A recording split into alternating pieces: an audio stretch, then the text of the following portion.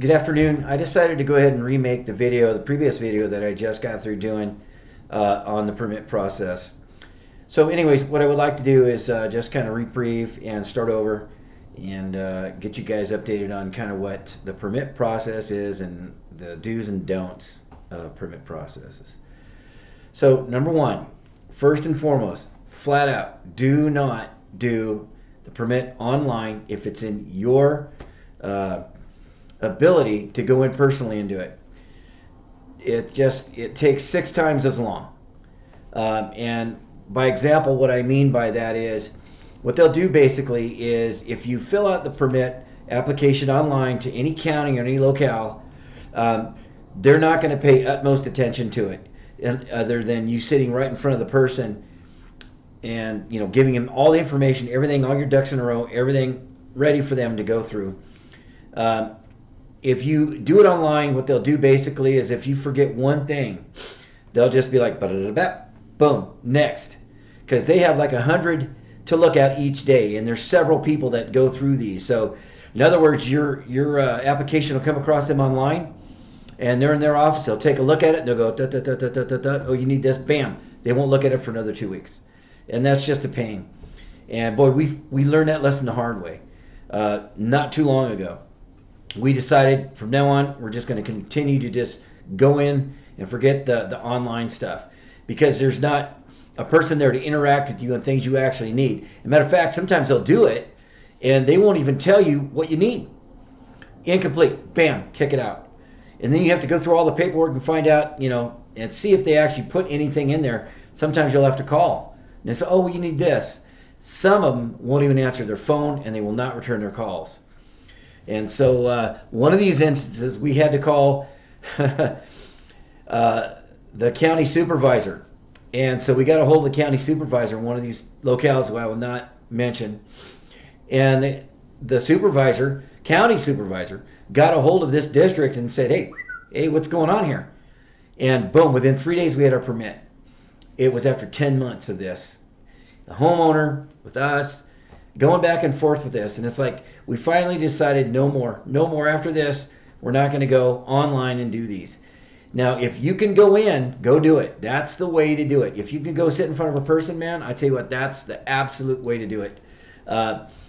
This one, for instance, we did, and this is another one. And so we had all the information there. We knew we had everything. Had drawings, had signatures. You have to have the signature of the homeowner, and you have to have the property owner signature and your signature, and make sure that you have your drawings, make sure that you have your license number current and active, make sure that you have your workers' comp, and that's another story too.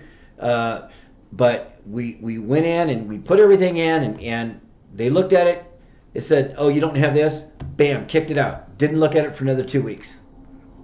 They came back. We thought we had everything in all of our ducks in a row. Reissued it back online. They went, don't have this. Boom. We're like, what? So we were down to the very last item. We said, okay, boom, boom, boom. This is what we have. This is it. They're like, sorry. Boom. We're going to void your application. 6 weeks. So what I did was, after that, I went down a week later, sat in front of the person. Boom. Got the permit that day. I knew I had everything I needed. So you have to be careful with the online process, man. They don't know you. They don't care. And they have a lot to look at. So it's just, if you work in an office, you understand this process. So what you want to do is go down, if you possibly can, go down and do it in person. That's the best way to do it. So I want to touch real quick on the workers' comp thing. If you are a contractor and you have gone down to the county, or when you got your license, you pulled your license, you filled out the waiver form on workers' comp because you're working by yourself. Do yourself a favor.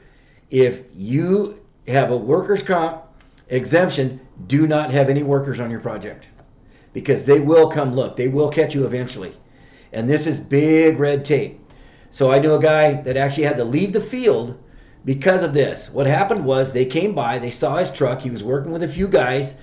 They went in and they said, hey, where's your workers' comp certification? Well, I don't have one. They said, okay, you're supposed to have it. You can't work with these employees on this site because on your contractor's license it says you are exempt from workers' comp. It's a violation. So here's what you got to do. By the end of the day, if you have a workers' comp certification on my desk by 5 p.m., then you'll be okay. But that's not what they're doing. That's not all they're doing. They'll tell the contractor, I told this guy this. They told him this. But what they did was they got on the phone, they called EDD. They said, has this guy got anybody registered under EDD under his with his state number? They said no, or a federal number. I'm sorry, federal number. They said no. Guess what they did? They filed actions against him in court. He went out. He got out of the field because of it. So you have to absolutely make sure, man, you got your ducks in a row. And when you're ready to go down and pull a permit, you got it. I've got my workman's comp. I've got my license, current and active. Boom, they're like, hey, great, good job. Boom, boom, boom, boom. This is perfect. Absolutely. Bam, they stamp your plans and you're on your way. They'll issue a job card. So just make sure, man, that when you're doing this, that you have everything in a row. And like I said, in the other one the other video that I had was that it's like the old saying, hey, I'm all dressed up, no place to go. That's okay. It's okay. Because the fact is you have it. And then when you need it, it's like, boom, here you go. Bam, bam, bam, bam, bam. I got it. Just make sure that you have all these things. And it's painstaking. Make sure you have the right type of insurance, too, for the bigger projects. You have to have per project insurance, not per policy. Because if you have 2 claims on a per policy, you're screwed. And if you have per project, you're in good shape, because if you have 2 or 3, it doesn't matter, because that million plus 2 million works out because it's for each project. Just make sure you check that out too. Anyways, do not do it online for your permit process if you don't have to. Hey, hope that helps you. God bless you and have a great day.